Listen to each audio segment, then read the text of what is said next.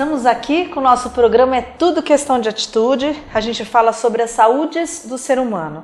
E hoje eu vou entrevistar uma pessoa que eu já sei que é especial, já estou aqui nos bastidores conversando com ele, Dr. Carlos Eduardo Sampaio. Ele é sócio, trabalha junto com o Dr. Fábio Raim, isso, doutor? Nós temos aí uma amizade de muitos anos, né? Sou mais velho que o Fábio, comecei a trabalhar antes e fico contente porque ajudei um pouco na formação do Fábio. Hoje em dia eu acho que o discípulo é bem melhor que o mestre. Trabalho nessa área de geriatria já há 25 anos. Que bacana, que humilde, hein, falar isso, humilde. O Padre Haroldo também fala isso, que muitas vezes o discípulo passa o mestre, né? E essa é a ideia, né? Eu acho que tudo que você faz vale a pena se você deixa bons seguidores, né? Acho que um bom trabalho ele sempre tem que ser continuado. Não, tem toda a razão. A gente hoje vai falar novamente sobre a terceira idade e sobre a importância de cuidar de quem sempre cuidou da gente. Mas antes da gente começar a nossa pauta, eu quero saber um pouco da tua história, doutor. Como que você decidiu ser médico? Foi uma inspiração? Não foi bem assim? Na realidade, a gente entende isso ao longo da vida, né? Eu, quando era criança, eu tinha um vizinho, eu sou de Ourinhos, uma cidade muito pequena, que na época era muito pequena, hoje é uma cidade de porte médio do estado de São Paulo. Eu tinha um vizinho que era médico, então eu sempre via ele sair muito cedo, e aquela luta, aquela correria, e aquilo, de certa forma, quando eu era criança, ficou na minha memória. Eu cresci, passei pela adolescência, e quando tive 17 anos, realmente parece que veio aquela ideia, aquela vontade, mas eu acho que ele foi uma inspiração, sim. E olha que você gosta, porque sai bem cedo, volta bem tarde. Sabia que trabalha tem muito, né, doutor? Pois é. Tua especialidade é geriatria. Eu sou geriatra e gerontólogo. Meu título de especialista é de geriatria e gerontologia, que é o que eu mais faço hoje em dia. A minha vida, a minha dedicação maior é para essa área. Tá. E doutor, a gente vai falar de um tema, né? Como cuidar de quem cuida da gente. E eu até vou começar com uma pergunta que eu acho que vai ser a mais importante do programa. É que, como eu tenho pais idosos, eu vou muito em consultórios, faço muito exame com eles. E assim, é impressionante como eu vejo muitos idosos que estão completamente desacompanhados. Exato. Eu acho que o grande problema da geriatria, do envelhecimento hoje em dia, está relacionado justamente a isso. A sociedade hoje em dia mudou demais, as pessoas, obviamente todos sabem, vivem mais, muitos idosos não conseguiram ter um acompanhamento adequado durante seu processo de envelhecimento, de tal forma que chegaram com um grau de dependência moderado, às vezes até bastante importante. E a família também hoje em dia tem uma dinâmica muito diferente. Antigamente as mulheres não trabalhavam fora de casa, ou a grande maioria não trabalhava, e a mulher, por ser mãe, ela tem o dom, o amor de ser cuidadora, né? Mas hoje em dia as mulheres trabalham, a vida é uma vida muito agitada, e o número de pessoas da família também diminuiu. Sim. Hoje em dia a ideia do filho único é muito comum, né? Então é uma sociedade que vai ter que se adaptar a essa condição. E de fato, o que a gente tem que fazer é garantir aos idosos que tenham uma boa condição de poder ser autônomos, independentes por mais tempo. E o cuidado da família chegue só realmente no momento mais avançado da vida, de suas necessidades, de suas doenças crônicas. E a gente pode dizer que aquele paciente, né, aquele idoso que nunca tem acompanhamento dos filhos, talvez porque não acompanhou muitos filhos quando eles eram pequenos, ou isso não tem como fazer essa ligação? Tem muito, né? Toda relação humana é uma relação de troca, né? Às vezes a gente olha uma pessoa idosa, e eu não quero ser cruel com esse meu comentário, mas a gente sempre olha que bonitinho, ele está velhinho, mas essa pessoa tem uma vida. Como que ela foi durante essa vida? O relacionamento humano ele é construído ao longo dos anos, ao longo do tempo. Qual foi o carinho dele com os filhos, qual foi o carinho dele com a esposa, ou vice-versa? Qual foi o carinho dele e a penetração dele, a atenção dele com a sociedade, com o outro? Porque eu tenho no consultório pessoas que vivem o outro lado dessa realidade, que não têm família. Que são idosos, que não têm irmãos, que não casaram, que não têm filhos, mas nem por isso estão abandonados. Muitos, como foram pessoas socialmente muito boas e muito queridas, portanto, têm um apoio de um vizinho, de amigos, de pessoas que o consideram como sendo um ente da família. Então essa é uma relação que tem que ser construída ao longo da vida, como tudo. Né? Como tudo. Sabe o que você me fez lembrar, doutor, que da frase que eu acho mais importante de todas, né? Eu sempre falo para os meus filhos, a mamãe já escreveu alguns livros, conversa com um monte de gente, gosta de ler, mas eu sempre falo para eles que eu acho que o segredo da vida é estar numa frase só. Você vai colher o que você plantou, né? Exato. Em todos os setores. Em todos os setores, em todos os sentidos.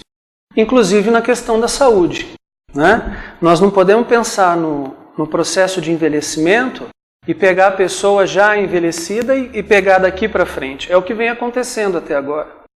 Nós precisamos de meios, de políticas públicas, de mudar o perfil familiar e de mudar o perfil de cada um de nós e entender que o que nós vamos ser daqui a 2, 3, 4, 5 décadas vai estar diretamente relacionado ao que o tipo de vida, o estilo de vida, a qualidade de vida, as nossas relações pessoais, o nosso autocuidado em que temos agora. Né? É uma coisa a ser construída ao longo dos anos.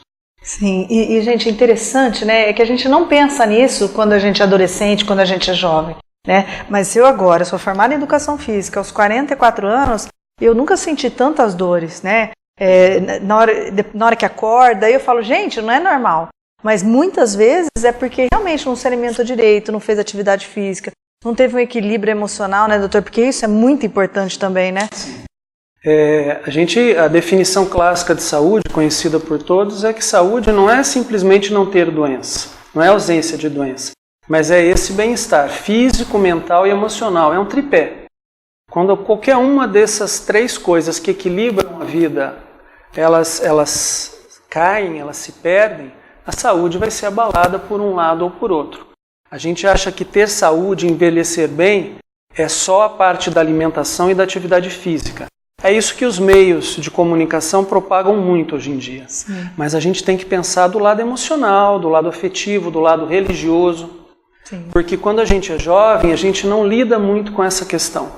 Mas quando você vai envelhecendo, você começa a pensar na finitude, você começa a pensar nas limitações que a vida traz, você começa a ter que conviver com perdas que são importantes na sua vida, pessoas que são referências, pais que se foram, muitas vezes o idoso que perde filhos também. Um idoso com 80, 90 anos, ele tem filhos idosos. Então, quando você começa a lidar com essas ideias da finitude, realmente as coisas são diferentes. Então nós temos que estar preparados não para lidar com isso só quando estivermos lá na frente. Nós temos que viver cada fase da vida, mas não deixando de lado de entender e de se preparar para algo futuro. Que vai chegar, né, doutor? Vai, claro que vai. Né? Vai chegar. As pessoas vivem mais, vivem bem, envelhecem, mas a gente precisa ajudar que todos cheguem numa condição melhor. Não só os que têm poder aquisitivo, mas a sociedade como um todo. Né? Sim. Doutor, o que o senhor pode me falar da importância de uma rede social de amigos, né? Eu sempre falo para você que está nos assistindo, né? Eu convivo com os meus pais, que são 2 idosos, e é uma preocupação que eu tenho. Uma vez por semana eu faço questão de levar um casal de amigos para tomar um café com eles, porque eu acho que isso faz com que eles estejam vivos, né? Então, até o pessoal brinca, mas não é muita gente na tua casa, não? Eu falei assim, não, eu prefiro, porque para mim isso é vida, né? E a gente nunca sabe o que vai acontecer, quanto tempo mais eles têm, né, doutor? Hoje, isso que você acabou de colocar, para mim, é o que define família. A família é, na realidade, uma convivência, a meu ver, harmônica entre todas as gerações. A criança tem que entender que tem a idade dos pais, que são os cuidadores e protetores dela, mas que tem a idade dos avós, tem a idade dos mais velhos, tem a necessidade dos mais velhos. Isso é cultural, por exemplo, em algumas culturas os orientais têm isso muito, né? O vovô, a vovó para o oriental é muito respeitada. É uma pessoa que a família sempre recorre a ela nos momentos de dificuldade. Se ele não tem a força física, ele tem a experiência de vida para passar, né? A sociedade ocidental não. Ela cria no jovem uma falsa ideia de que ele é o dono do poder. Mas como ele vai ser o dono do poder se ele não tem a experiência de vida para isso? Se ele não tem a maturidade para isso? Se ele não passou por tudo isso? Se ele não passou por problemas? Se ele não lidou com dificuldades? Então, é uma mudança de paradigma, de conceitos muito grande, que nós estamos fazendo essa transição. A sociedade está devagar entendendo isso, e vai ter que entender. Nós em poucas décadas, o envelhecimento mundial, inclusive para países de terceiro mundo, é notório. No Brasil, hoje em dia, as pessoas, a média de estimativa de vida são 75 anos, e a cada década vai aumentar. Então, o governo está preocupado com a previdência social, isso é válido, isso é necessário, mas tem que se preocupar com esse suporte social, com essa questão de como fazer essas pessoas viverem.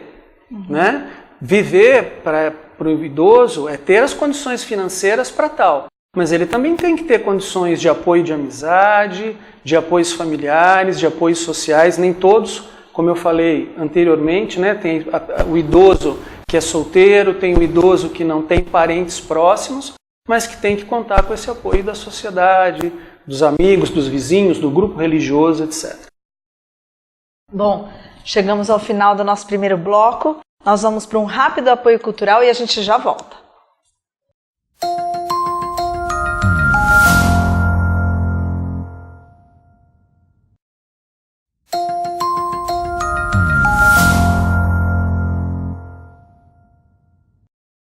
Estamos aqui no programa É Tudo Questão de Atitude. Eu estou entrevistando o Dr. Carlos Eduardo Sampaio.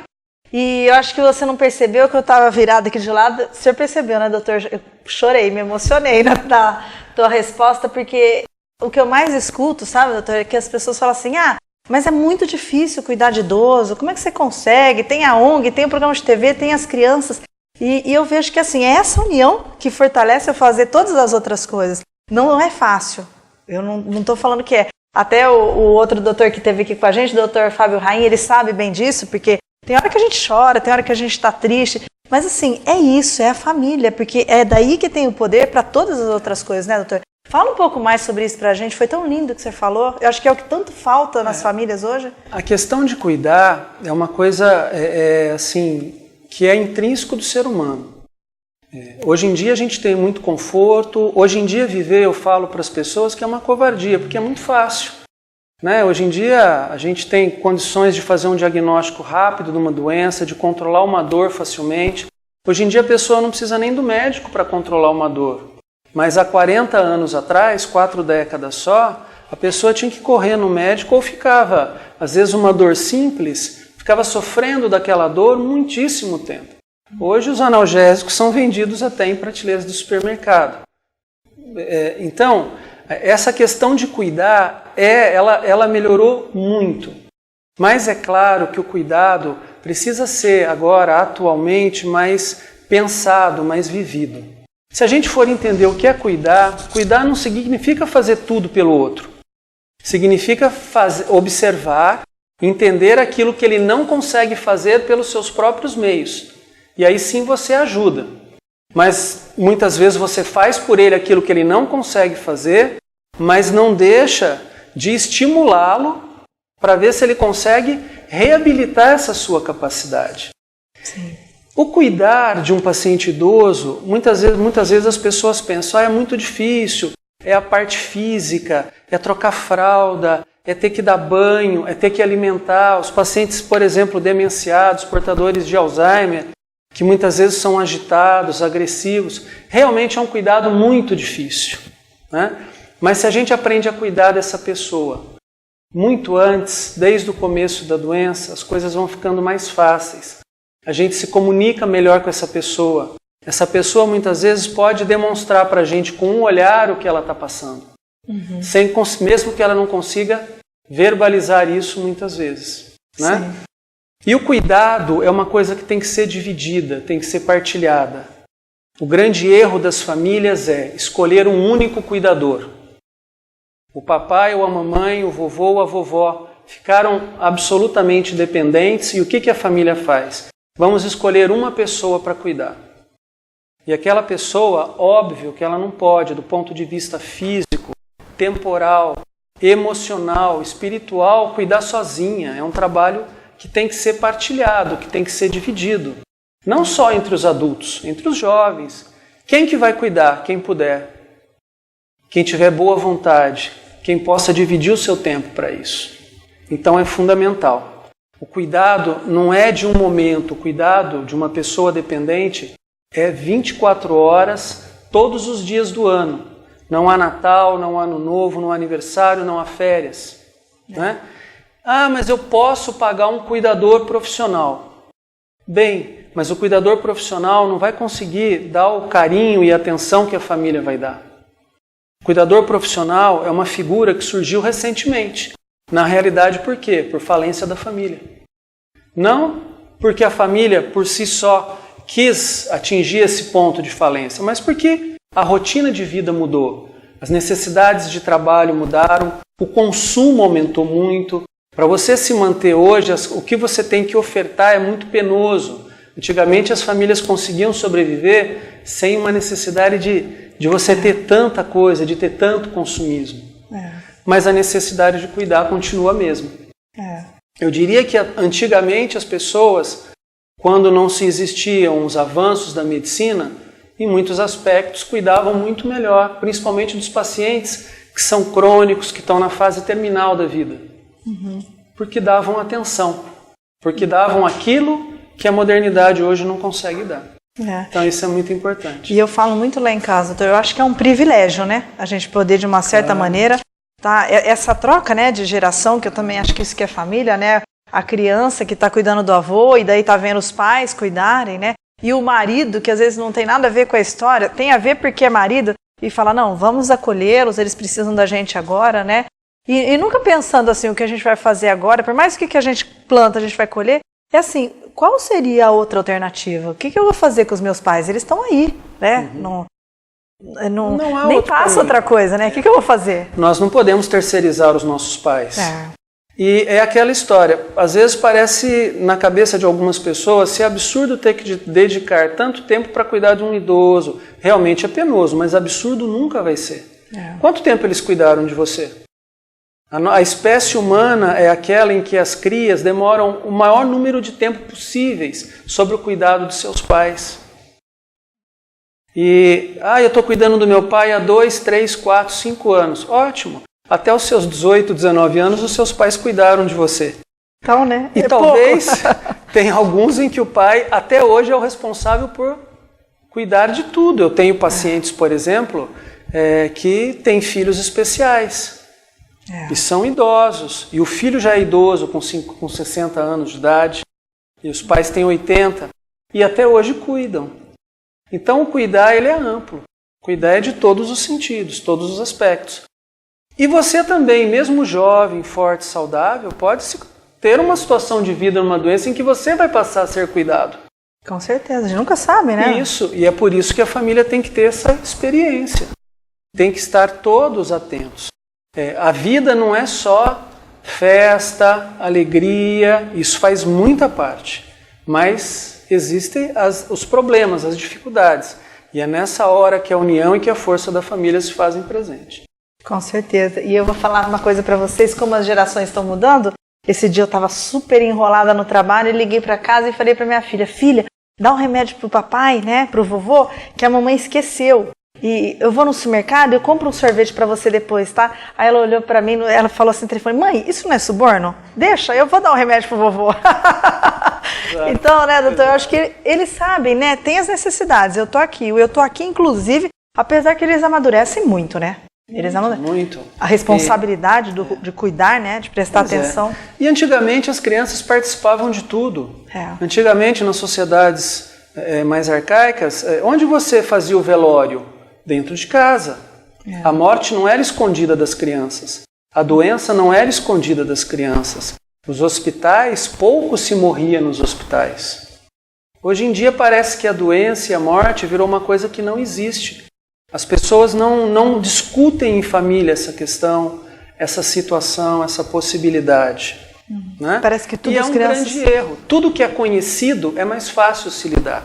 Então quando você me coloca, mas por que o cuidado é tão difícil? É tão difícil porque as pessoas, elas fazem de conta que ele não existe, que a necessidade, que a dependência não existe, que a doença terminal não existe, que as doenças crônicas avançadas não existem, até o momento que isso ocorre. Se isso tivesse sido pensado, conversado, seria muito mais fácil. Até no sentido, por exemplo, de saber o que aquele paciente, que agora eu tenho que decidir por ele, gostaria que fosse feito.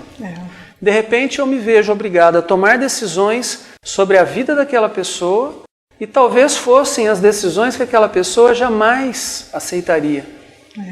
Não é?